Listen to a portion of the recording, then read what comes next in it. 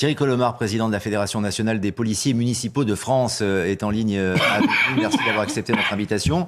Votre fédération, et ça peut être d'ailleurs une solution pour essayer d'assister la police nationale, les autres forces de l'ordre également, votre fédération demande à l'État d'autoriser que les policiers municipaux puissent être armés tous, mais surtout formés et autorisés à rentrer chez eux avec leurs armes, comme la police nationale. Alors, déjà, il y a énormément de polices municipales armées. On en est à 65% des polices municipales en France qui sont armées. Les policiers municipaux, aujourd'hui, n'ont pas à démontrer de ce côté-là. Ils sont armés, ils sont bien entraînés, ils sont formés aussi au cadre légal de l'emploi de l'armement. Pour aider les policiers nationaux, c'est ce qui se passe depuis plusieurs jours, c'est ce qui se passe aussi depuis des années, de toute façon, depuis les engagements de l'État. Les policiers municipaux sont très souvent en première ligne et ils sont très souvent, voire même quasiment dans certaines communes, des primo-intervenants. Et les risques inhérents aux missions d'intervention sont exactement les mêmes que celles des policiers nationaux ou des gendarmes. Un policier national sur le terrain n'a rien à envier à un policier national ou un gendarme.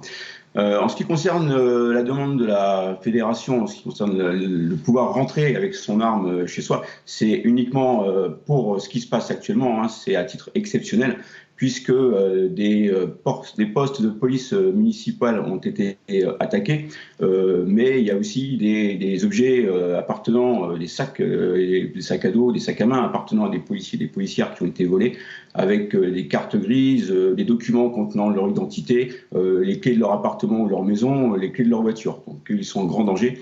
Et effectivement, il est temps aussi peut-être de prendre ça en compte, que les policiers municipaux sont eux aussi en première ligne et visés par la délinquance qu'ils connaissent, puisqu'ils la côtoient tous les jours, ils les connaissent, ils appellent même parfois par leur prénom. Ça ne crée pas forcément des liens d'amitié, bien sûr, mais par contre, ça permet d'avoir une connaissance fine du terrain et de la délinquance. Malheureusement, cette délinquance, elle s'en prend quand même à ces policiers qu'ils côtoient tous les jours. Donc effectivement, la fédération demande à ce qu'on puisse rentrer, ceux qui sont armés puissent rentrer en ce moment chez eux, mais avec l'arme, pardon. Par contre, la fédération ne demande pas que ça. La fédération demande aussi à ce que l'État prenne enfin en compte le statut des policiers municipaux. On attend ça depuis des années et il n'y a rien qui est fait depuis une trentaine d'années, ne serait-ce que pour le social. Les policiers municipaux travaillent, ils se donnent corps et âme afin de pouvoir aider les collègues nationaux et faire leur travail faire leur travail.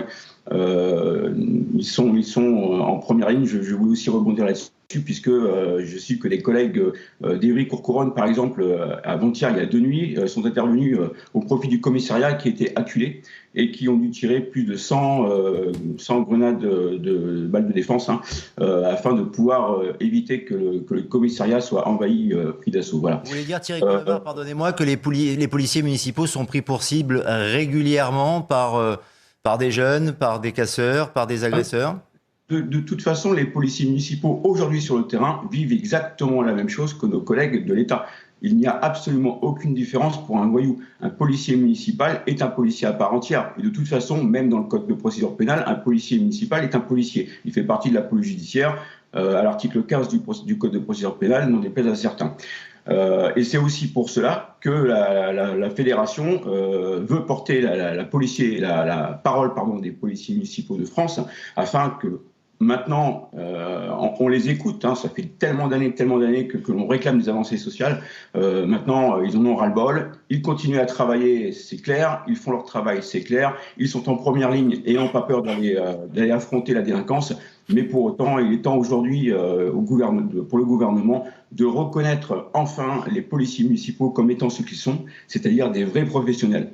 On a besoin de quelque chose de fort de la part de nos élus, aussi bien les maires que le gouvernement. On a besoin de quelque chose de fort pour enfin pouvoir être reconnu. On a besoin de reconnaissance. Et ça va passer par le social, c'est inévitable. Le message est passé. Merci infiniment, Thierry Colomard, d'être intervenu dans Après-midi News sur CNews aujourd'hui.